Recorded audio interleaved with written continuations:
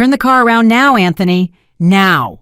My voice was so loud that my husband almost crashed into another vehicle on the highway. My hands were trembling as I held the black bag my son had asked me to bring. Inside it, hidden among innocent clothes, was something that would change our family forever.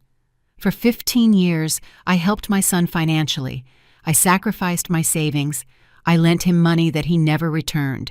But I never imagined he would be capable of this. But before we continue, make sure you're subscribed to the channel and write in the comments.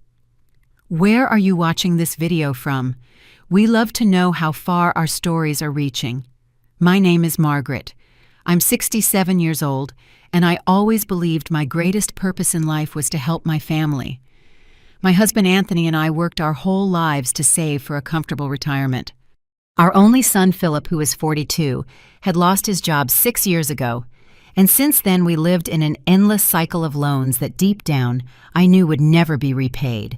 It all started with small requests. "Mom, can you help me with the rent this month?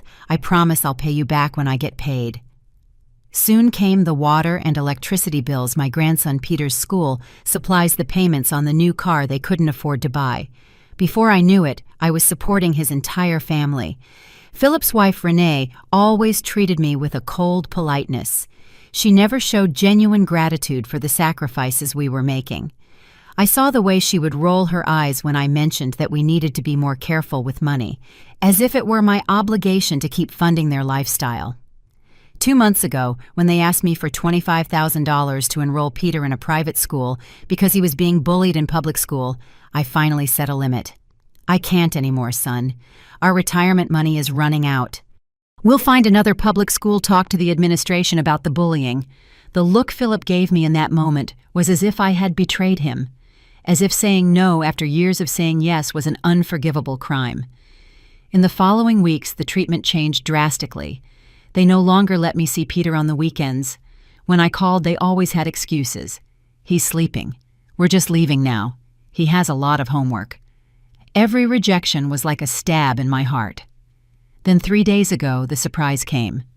Philip called sounding more cheerful than he had in months. "Mom, we're thinking of taking a trip upstate this weekend. A friend lent us his cabin. We thought it would be great for all of us to go so Peter can spend some time with his grandparents. What do you think?" My heart raced with joy. Finally, a chance to see my grandson to fix things. "Of course, son, we'd love to go." "Great." "Oh, and Mom, could you bring an extra bag for us? Our car is already full with Peter's things." "No problem," I replied without hesitation. On the morning of the trip, Philip and Renee showed up with a plain black bag. Nothing suspicious about it. We put it in our car and agreed that they would follow right behind us on Highway 150 towards the cabin. We had been on the road for almost 2 hours when my cell phone rang. It was Philip. "Mom, the bag we gave you. You didn't open it, did you?" That question sent an instant chill down my spine. There was something strange in his tone. "No, why would I open it? For no reason. It's just, I love you, Mom. You know that, right?" In 40 years, my son had said those words to me, maybe half a dozen times, and never like that in that way, like a farewell. "Philip, what's going on?" "Nothing, Mom. Just keep driving. We'll see you at the toll booth."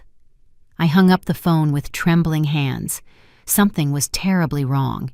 "Anthony, pull over." "What? We're on the highway." "Margaret, pull over now," I yelled. My husband pulled over to the shoulder. Philip and Renee drove past us honking the horn. I asked Anthony to turn on the hazard lights as if we had car trouble. With my heart pounding, I opened the black bag. I moved aside some t-shirts, a child's pajamas, a Spider-Man-colored pencil case that I recognized as a gift I gave Peter for his birthday. And then at the bottom I found packages wrapped in black plastic. My blood ran cold. Even at my age, I knew exactly what that was. They were illegal substances, a lot of them. "My God, Anthony," I whispered, showing my husband. They were using us as mules. Philip and Renee had planned to use their own parents to transport illegal substances, knowing that an elderly couple would probably not be searched as thoroughly at police checkpoints on the highway. The destination was never a cabin upstate. We were going somewhere to deliver the merchandise. "Turn the car around now, Anthony." Now, I screamed, feeling a mix of panic and rage I had never experienced before. My husband looked at me with wide eyes, but he didn't question it. He made a U-turn at the first opportunity. As I looked in the rear-view mirror, I saw Philip's car stop and start to turn around too. "What are we going to do?" Anthony asked, his voice trembling as much as his hands on the steering wheel. "Call the police," I replied, feeling a lump in my throat. "Our own son was willing to send us to jail, Anthony. We have no choice." The moment Anthony dialed 911, I felt as if I were betraying my own blood. But what choice did we have? If we were caught with that amount, we would spend our last years in a prison cell. "Emergency, what is your situation?" A female voice answered. Anthony looked at me, his face as white as a sheet. "I need to report an incident. Our son put illegal substances in our bag without our knowledge." We're on Highway 150 at mile marker 107, heading back towards the city. As my husband spoke, I saw Philip's car approaching at high speed in the rearview mirror. My heart leaped. "Anthony, they're coming up behind us." "Ma'am, you need to stay calm," the voice on the other end of the line said. "A patrol car is already being dispatched to your location. Do not confront the suspects. Continue driving normally if you can." Philip's car pulled up alongside ours, and he was gesturing frantically for us to stop. Renee was in the passenger seat, her face twisted into an expression I had never seen before, fear mixed with rage. "Keep driving," I whispered to Anthony. "Don't stop." My husband accelerated, but our old car was no match for Philip's newer vehicle. He cut in front of us and slammed on the brakes, forcing Anthony to stop to avoid a collision. My God, what do we do now? Anthony seemed desperate, still holding the phone. "Lock the doors," the dispatcher instructed. "Do not get out of the vehicle." Philip got out of his car and ran to our window. His face was red, his eyes wild. He pounded on the glass. "Mom, what are you doing? Why did you turn around?" I squeezed Anthony's hand, looking for strength. "Don't open it," I begged him. Philip continued to pound. "Mom, open this door. What happened?" I looked into the eyes of my only son, the boy I rocked on feverish nights, who cried on my lap when he was rejected for the first time, who gave me my only grandson. Now at 42, he was willing to sacrifice his own parents to solve his financial problems. "We know what's in the bag, Philip," I said loud enough for him to hear me through the glass. "We called the police." His face transformed. Rage gave way to shock, then panic. "You what? Are you crazy? This is going to destroy our lives. You were going to destroy our son," I replied, tears streaming down my face. "Why did you do this?" "We owe money to dangerous people. Mom, it was the only way out. They were going to hurt Peter." Renee appeared beside him, grabbing his arm. "Let's go, Philip, now." Philip looked at me one last time, a mix of fear and betrayal in his eyes. "You've ruined everything, Mom." They ran back to their car and sped off, leaving tire marks on the asphalt. "They're running," Anthony informed the police. "Patrol cars are already on the way." "What is the description and license plate of the vehicle?" We provided the information, feeling as if every word was a stab wound to our own son. 15 minutes later, which felt like an eternity, 2 police cars pulled up beside us. We showed them the bag. We told them the whole story. I cried uncontrollably as I explained how we had supported our son and his family for years, how we had recently set boundaries, how he had planned this reconciliation just to use us as drug couriers. "Ma'am, what you did today was very brave." An older officer said, his gaze compassionate. "Unfortunately, we see many cases where criminals use the elderly and family members as mules, precisely because they are rarely stopped at checkpoints. You probably saved your own lives today." I sat on the shoulder of the road holding Anthony's hand while they took the bag and recorded our statement. A female officer approached with a glass of water. "And my grandson?" I asked, my voice almost fading. "Peter is only 10 years old. He was in the car with them. We are searching for the vehicle now. If the child is with them when they are located, social services will be activated to ensure his safety." Sitting there in the middle of nowhere, between the open sky and the hot asphalt, I thought of all the times I had given in to Philip's requests, all the times I gave up my own needs to satisfy his, all the times I ignored the signs that something was wrong, because I wanted to believe that my son was still the person I raised him to be. "We're going to take you back home," the officer said. "We need you to be available in case we have more questions." On the way back, I was completely silent, looking out the window at the landscapes that hours before had seemed so promising. Anthony held my hand, his thumb making small circles on my skin, as he always did when I was distressed. Did I do the right thing?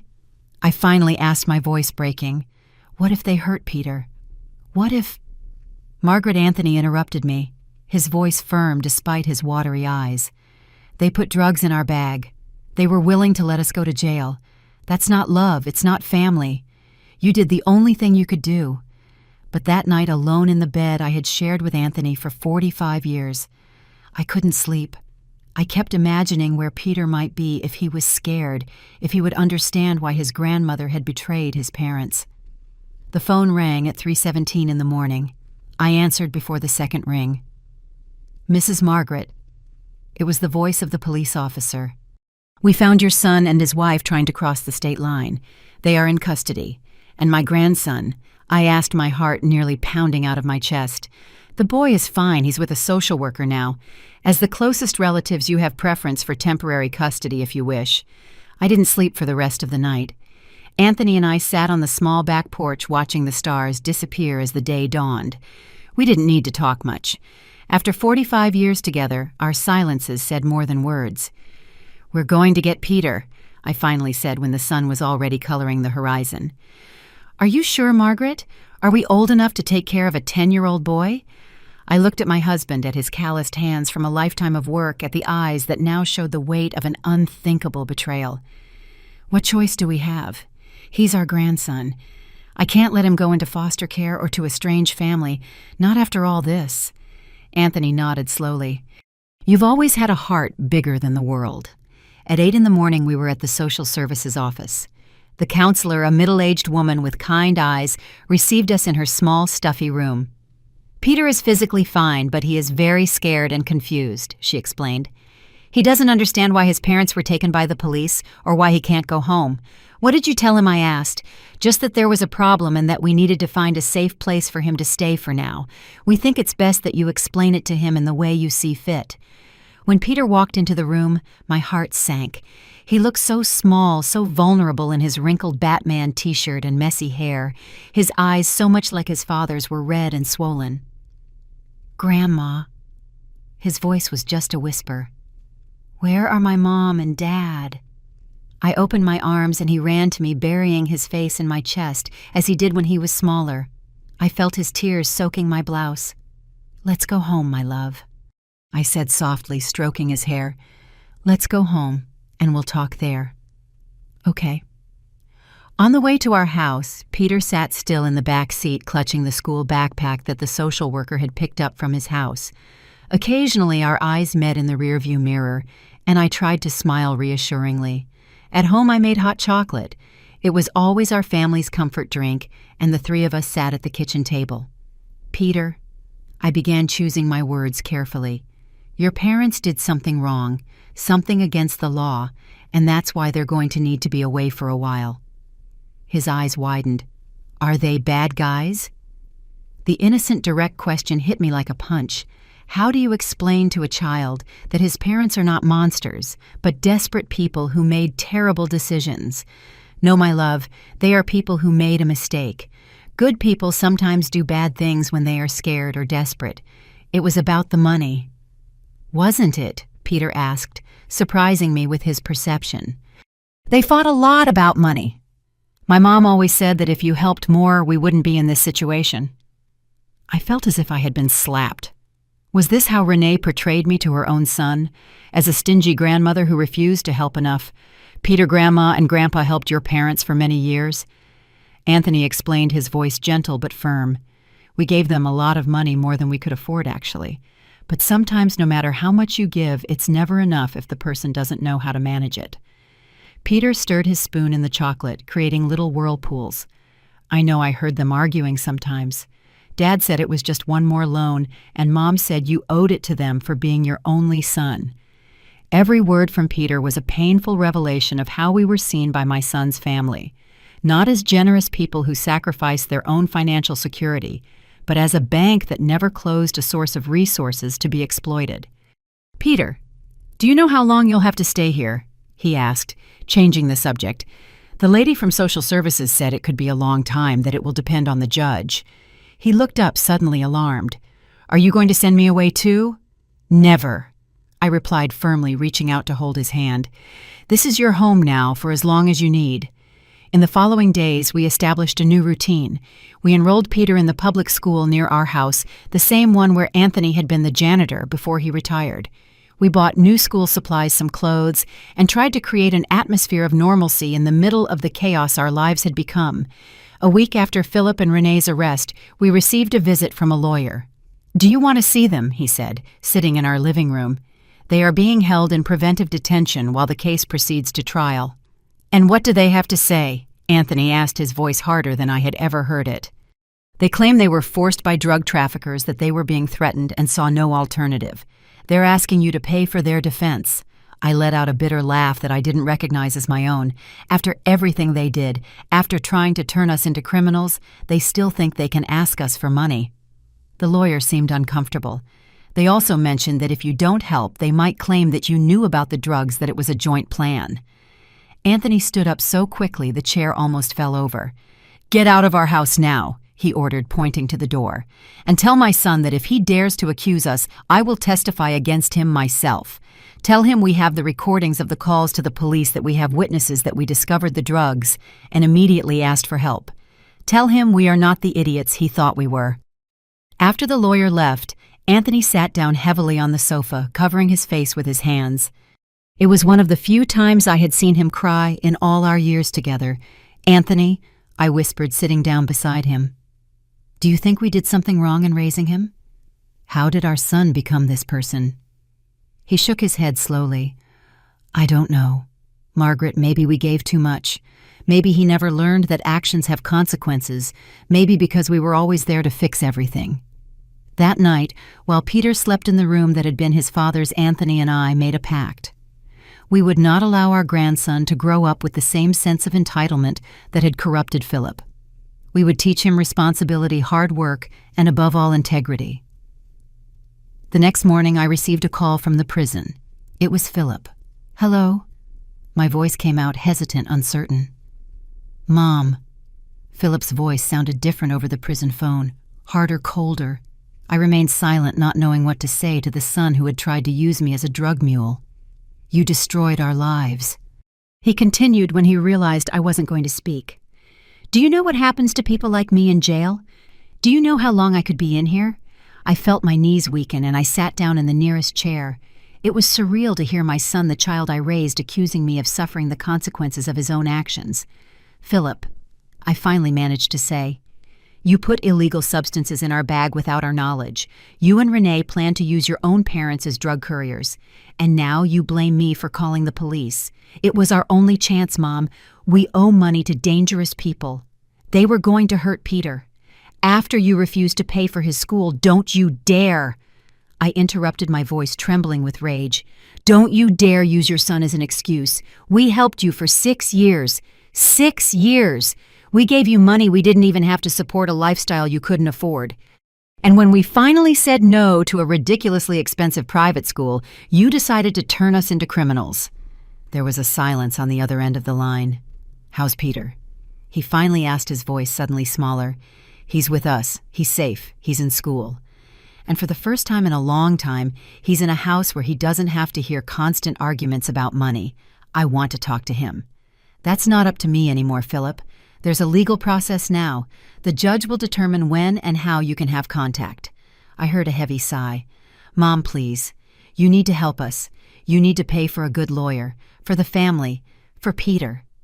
"No," I replied, surprising myself with the firmness in my voice. "It's over, Philip. The money is gone. The trust is gone. You crossed a line that can't be uncrossed. You're going to regret this," he said. And I could hear the anger rising again.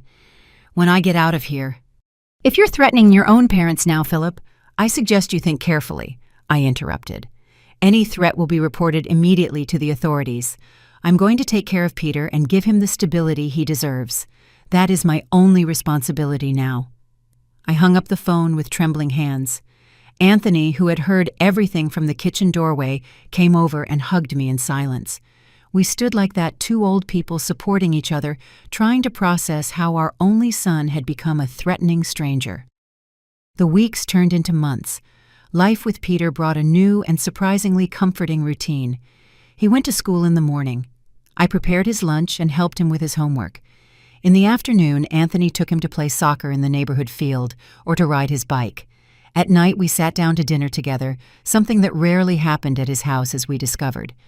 Peter told us that he usually ate alone watching TV while his parents argued in another room. Grandma Peter asked me one night as I was tucking him in, "Why did my parents fight so much about money if you were helping them?" The question caught me by surprise. Peter was much more perceptive than we imagined. "Well, honey, sometimes people want more than they can have. Your parents wanted a big house, new cars, trips, and expensive school for you. But they didn't have enough money for all of that. Grandpa and I helped a lot, but it still wasn't enough for the lifestyle they wanted." Peter looked thoughtful. "At his house, my mom always said it was your fault for not helping more, that if you really loved us, you would give more money." Every revelation from Peter was like a small stab.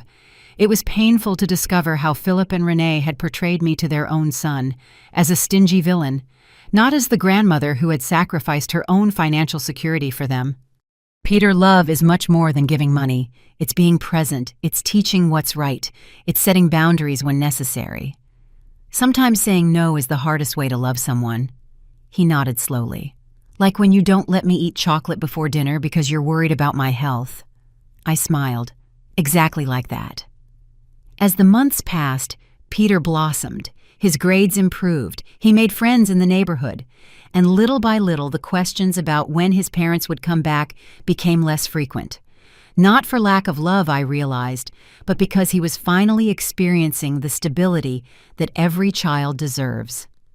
Philip and Renee's trial was scheduled for 6 months after the arrest. As key witnesses, Anthony and I would be called to testify. The idea of testifying against my own son made me physically ill, but I knew it was necessary. Not just for justice, but to show Peter that even painful decisions are necessary when it comes to doing what's right. A week before the trial, I received a letter from Renee. I was surprised. She had never written to me before. With some apprehension, I opened the envelope. "Dear mother-in-law, I hope this letter finds you well. I know you probably hate me now, and you have every right. What we did was unforgivable. Using you and Anthony like that. I have no excuses. Prison gives you a lot of time to think. I've been thinking about all the times you helped us, and how I always wanted more. How I spoke ill of you to Peter. How I manipulated Philip into asking for more and more. The truth is, I never learned to live within our means. I always believed I deserved more than I had. And when you and Anthony were there ready to cover our debts, it was easy to keep going like that. I'm not asking for forgiveness or money for lawyers. I just wanted you to know that despite everything, I'm grateful that you are taking care of my son. He deserves better than the parents he has. Renee." I reread the letter several times, trying to find the manipulation between the lines, but for the first time since I met Renee, her words seemed sincere. I showed the letter to Anthony, who read it in silence. "What do you think?" I asked. He sighed deeply. "I think prison can change people, some for the worse, others maybe for the better. Do you believe her?" "I don't know, Margaret, but I think it's the closest thing to an apology we're going to get." On the day of the trial, I put on my best dress not out of vanity, but out of respect for the solemnity of the moment. Peter stayed with the neighbor. We decided he didn't need to go through the trauma of seeing his parents in court. The courtroom was surprisingly full. Apparently, the case of elderly parents being used as mules by their own children had attracted the attention of the local media. I sat next to Anthony in the front row, my fingers intertwined with his, looking for strength. When Philip and Renee entered handcuffed and wearing prison uniforms, my heart sank. Philip seemed to have aged 10 years in 6 months. He was thinner, with deep dark circles under his eyes, and a beard he had never had before. Our eyes met for a second, before he looked away, unable to face me. Renee, on the other hand, looked directly at me, and nodded slightly as if acknowledging my presence. There was something different about her, a humility that had never existed before. The trial began with the charges being read. Drug trafficking attempting to use third parties without consent for the transport of illegal substances association with drug trafficking. Every word was like a stab. When I was called to testify, my legs were trembling so much that I needed to lean on the railing to get to the witness stand. The prosecutor asked me questions about the years of financial support, about the recent refusal of the tuition, about the strange reconciliation, and the invitation for the trip. Mrs. Margaret, the prosecutor, asked, "When exactly did you realize that something was wrong?" I swallowed hard, glancing briefly at my son before answering. It was when Philip called during the trip to ask about the bag. He never in his entire adult life ended a call by saying he loved me. That wasn't normal. I felt that something was terribly wrong. "And what did you do then?" My voice failed me. I asked my husband to stop the car. I opened the bag and found the packages hidden among my grandson's clothes. Packages of drugs. "And what was your reaction upon discovering this?" My voice failed again. I told my husband to call the police. I knew I was reporting my own son, but they were willing to let us go to prison in their place. What choice did I have? The defense attorney, a young man in a cheap suit, stood up for cross-examination. "Mrs. Margaret, you claim that you supported your son and his family for years. Are you aware that by doing so, you may have created a financial dependency that led them to take desperate measures when you suddenly cut off that support?" I felt the blood rush to my face. I did not suddenly cut off support. I said no to a specific request and expensive private school after 6 years of paying for practically all of their expenses. And even if I had cut everything off at once, does that justify turning your own parents into unwilling drug traffickers? The lawyer backed down a bit at my outrage. "I'm not suggesting a justification, ma'am. I'm just establishing the context of the situation." "The context," I replied, my voice firmer now, "is that two 40-year-old adults decided that the solution to their financial problems was to sacrifice their elderly parents." After my testimony, it was Anthony's turn. He told his version with the same dignified calm he always showed in times of crisis. When he finished, the judge called Philip and Renee to testify. Philip went to the witness stand first. He couldn't look at me as he spoke. "We were desperate," he began. "We owed money to dangerous people who threatened to hurt our son. When my mother refused to pay for the private school, we realized that she had finally set a limit, that we could no longer count on her financially. And did that justify putting drugs in her bag without her knowledge?" the prosecutor asked. Philip finally looked at me, his eyes full of tears. "No, nothing justifies what we did. I betrayed the people who were always by my side. I deserve to be arrested just for that." The sincerity in his voice surprised me. It didn't seem rehearsed or manipulative. Renee testified next.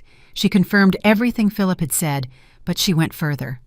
"It was my idea," she admitted, leaving the court in silence. Philip hesitated, but I insisted. I said that his parents were already elderly, that no one would suspect them, that it was our only way out. I manipulated my husband in the same way I manipulated my in-laws for years. The trial lasted 3 days. On the final day after the closing arguments, the judge announced his decision. "Philip and Renee Carballo, this court finds you guilty of all charges.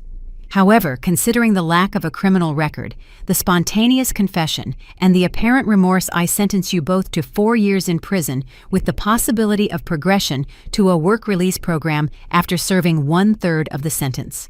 4 years. My son would spend 4 years in prison for something he himself had chosen to do. Peter would grow up during those years without his parents. And I, a 67-year-old grandmother, would be responsible for raising a preteen." After the trial, Philip's lawyer asked if we would like to speak with him briefly before he was taken back to prison. I looked at Anthony, who nodded slightly. In a small room next to the courtroom, we found Philip still handcuffed, but without the presence of guards inside the room. "Mom," he began as soon as we entered, his voice choked with emotion. "I know I don't deserve your forgiveness. What we did is inexcusable." "Why, Philip?" I asked the question that had haunted me for months. "Why would you do something like that to us after everything we did for you?" He lowered his head. Because for years, you were always there to clean up my messes. Whenever I made a mistake, you fixed it. I think I never really grew up. I never learned to deal with the consequences of my own mistakes. And now Anthony asked, his voice calm but firm. Now Philip took a deep breath. Now I want you to take better care of Peter than I ever did. I don't want him to grow up like me, believing the world owes him something. His custody will still be decided by the judge, Anthony said. I know, and I'm going to recommend that he stay with you.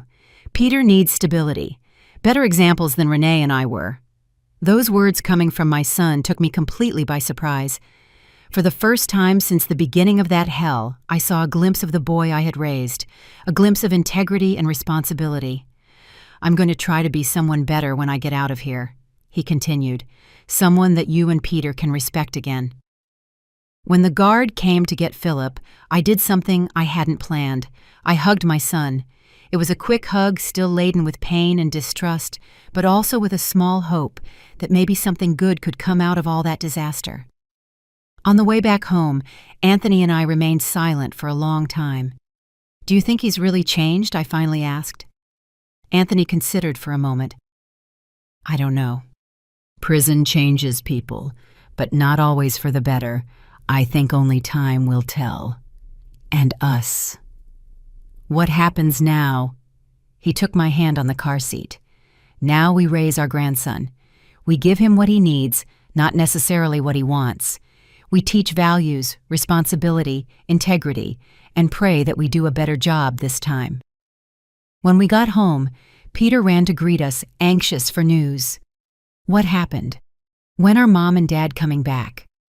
We sat down with him in the living room and explained as gently as possible that his parents would be away for a few years, that he would live with us during that time. Are they really going to jail? He asked, his voice small. Yes, honey. They did something wrong, and now they need to face the consequences. Peter was silent for a moment, processing the information. Can I visit them? That will depend on the family court judge, but probably yes, with some limits. He nodded, surprisingly composed for a boy his age. Okay, I understand. That night, as I was making Peter's bed, he asked me a question that would stay with me for a long time. Grandma, do you still love Dad even after what he did? Peter's question caught me off guard. How do you explain the complexity of a mother's love to a 10-year-old boy? How do you say that it's possible to love a person deeply and at the same time be devastated by their choices? Peter. I began sitting on the edge of the bed. A mother's love is complicated. I love your father, yes. I will love him forever because he is my son. But that doesn't mean that I accept or approve of what he did. Loving someone isn't giving them a free pass to do bad things. Peter thought for a moment, clutching his worn-out teddy bear. Like when you love me, but you ground me if I do something bad? I smiled at the perfect simplicity of his analogy. Exactly like that, honey. I love you too much to let you grow up believing you can do anything without consequences. And will you love me even if I do something really, really bad one day? Like Dad did. I felt my heart ache with the fear in his voice. Always, Peter. Always. Nothing in the world could change that. He nodded, seeming satisfied. Then I think it's okay that Dad is in jail, as long as you still love him. The following weeks were dedicated to establishing a new normal. The social worker visited regularly to check on how Peter was adjusting. The family court judge determined that for now, Anthony and I would have provisional custody with the first visit to his parents scheduled for 2 months after the start of their sentence. On the day of the visit, Peter was nervous, changing his clothes 3 times before settling on a superhero t-shirt that Philip had given him on his last birthday.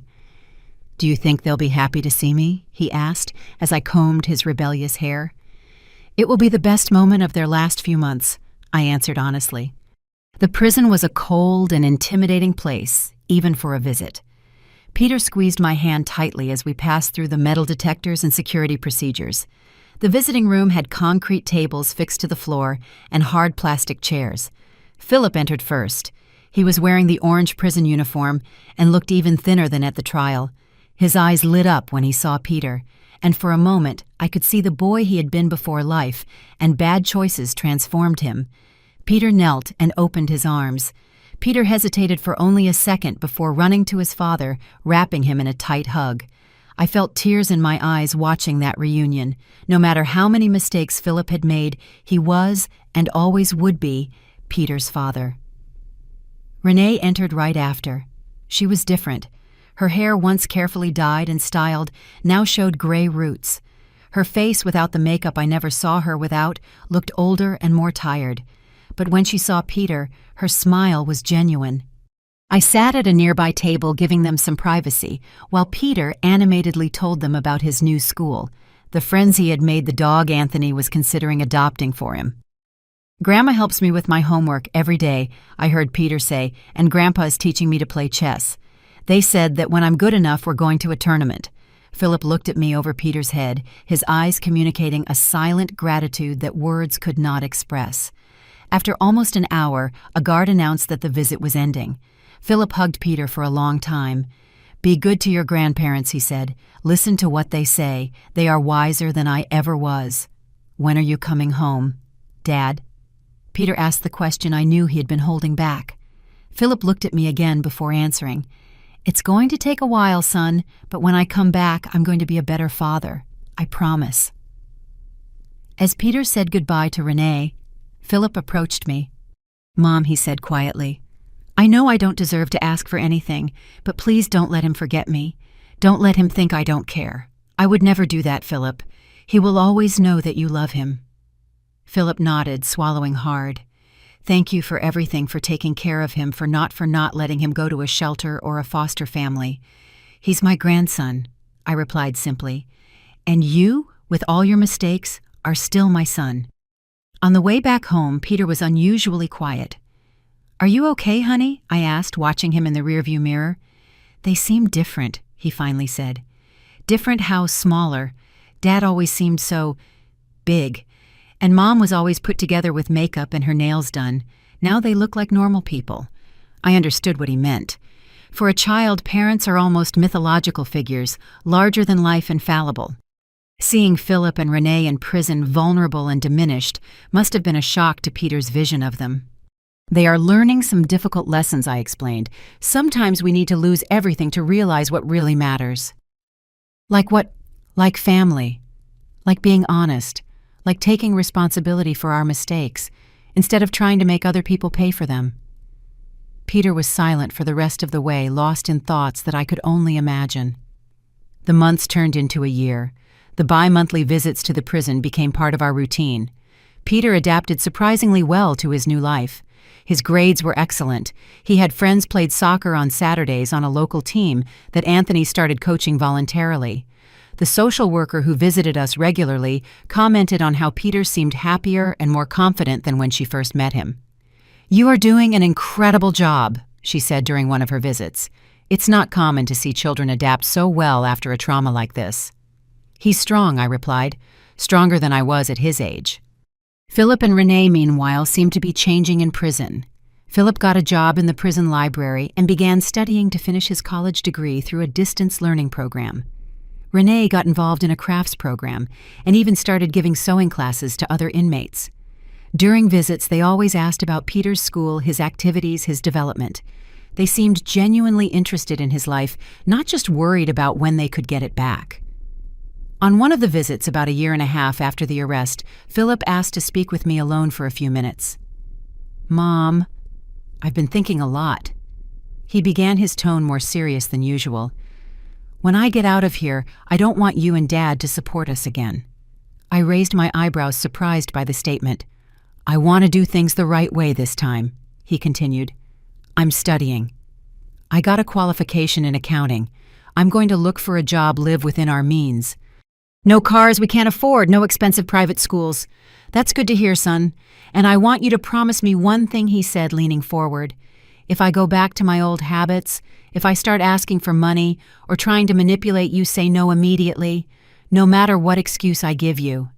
The sincerity in his eyes moved me. It was the first real sign that Philip was genuinely committed to changing. "I promise," I replied. "But I hope I don't need to keep that promise."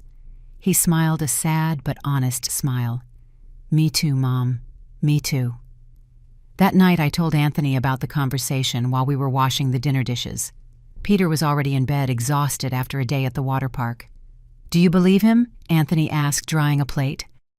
"I want to believe," I answered honestly, "but I know that real changes take time and that good intentions in prison are different from facing temptations in the real world." Anthony nodded. "Do you know what worries me the most? What will it be like for Peter when they get out? He's so well adjusted here with us. The transition is going to be difficult." It was a concern I also had. Peter, now almost 12, was thriving under our care. The idea of disrupting that stability distressed me. "Let's take it one day at a time," I said, repeating the mantra that had sustained us during that turbulent period. One day at a time. Peter's 12th birthday arrived on a sunny Saturday in September. We prepared a small party in the backyard. Nothing extravagant, just a few friends from school, a homemade cake that he helped me make, and a table of simple treats. The difference from the elaborate parties that Philip and Renee used to throw was noticeable. "Are you sure you don't need help with the party costs?" the social worker had asked during her monthly visit, clearly concerned about our limited retirement budget. "We're fine," Anthony replied with a smile. "We discovered that children need more attention than expensive parties." It was true. Peter, who used to have themed parties in children's halls with expensive gifts and professional decorations, seemed happier with our simple homemade celebration than I ever saw him at previous parties. Maybe because now he really participated in everything from choosing the flavor of the cake to helping inflate the balloons. "This is the best birthday I've ever had, Grandma," he told me as we hung up the banners together. Even without the bouncy castle and the cotton candy machine, I asked, half joking, half serious. He shrugged. "It was fun, but I barely saw my parents during the parties. They were always busy greeting guests or arguing about something that wasn't how my mom wanted it. The wisdom of that child sometimes surprised me." At only 12 years old, Peter had already learned lessons about values and priorities that his parents took decades to begin to understand, and even then they needed a prison for that. Peter's big gift was a new bicycle. Not the latest model, but a good quality one that Anthony had restored from a used bike we found at a secondhand store. Together, they had sanded, painted, and repaired that bike for weeks, turning the project into a grandfather-grandson activity that created more memories than any store-bought gift could. In the middle of the party, while the children were playing soccer in the backyard, my cell phone rang. It was the prison's number. Philip had received special permission to call on his son's birthday. "Mom, is Peter nearby?" "Yes, Philip. Do you want to talk to him?" "Please." I called Peter, who came running, his face red from the rush and smiling from ear to ear. "It's your father," I said, handing him the phone. Peter chatted animatedly for a few minutes, describing the party, the friends, the bike that his grandfather had repaired for him. "Yes, Dad, I'm really liking it," he said in response to something Philip asked. "Grandma and Grandpa said that maybe we can go fishing next holiday at their neighbor's farm." When the call ended, Peter gave me back the phone. "Dad wants to talk to you again." "Thanks, Mom," Philip said when I took the phone, for giving him a normal happy birthday. "I know it's not the party that Renee and I would have thrown, but it's exactly what he needs, Philip. Simple things made with love." There was a pause on the other end of the line. "I don't know how to thank you for everything you're doing. Keep studying, keep improving. That's the best thanks you can give us." "Mom, there's something else. I filed an application for the work release program. The lawyers think I have a good chance with good behavior, and the courses I've taken here." I felt a lump in my chest. A work release program meant that Philip would be out of prison during the day, returning only to sleep. It was the first step towards his full release, which was scheduled for just over a year from now with reductions for good behavior. "That's good son," I managed to say, trying to keep my voice steady. "I know it's complicated," he continued, clearly sensing my hesitation. "Peter is well established with you now. I don't want to mess that up, but I want to start being part of his life again little by little." "Of course," I replied automatically while my mind spun with the implications. Let's talk about it on the next visit." After I hung up, Anthony noticed my worried expression. "What happened, Margaret?" I told him about Philip's application for the work release program. Anthony was silent for a moment, thoughtful. "It was to be expected," he finally said. We couldn't keep him away forever. He's the boy's father, after all. I know. It's just that Peter is doing so well, so balanced. I'm afraid everything will be destabilized when Philip starts coming back into his life. Anthony took my hand. We can't control that, dear. We can only do our best and be there for Peter no matter what happens. 2 weeks later, we received the news. Philip's application had been approved. Starting next month, he would be on a work release program working during the day at a cooperative that employed ex-convicts and returning to the prison only to sleep. We sat down with Peter to explain what that meant. Your father will be able to see you more often now, Anthony explained. You can spend a few hours together on weekends, maybe even go out for ice cream or to the park. Peter's eyes lit up. Will he be able to see my soccer games? Probably yes, if it's during the allowed time. And my mom? Your mother is still in a closed regime facility, I explained. You'll still visit her every 2 weeks, as always. Peter nodded, absorbing the information.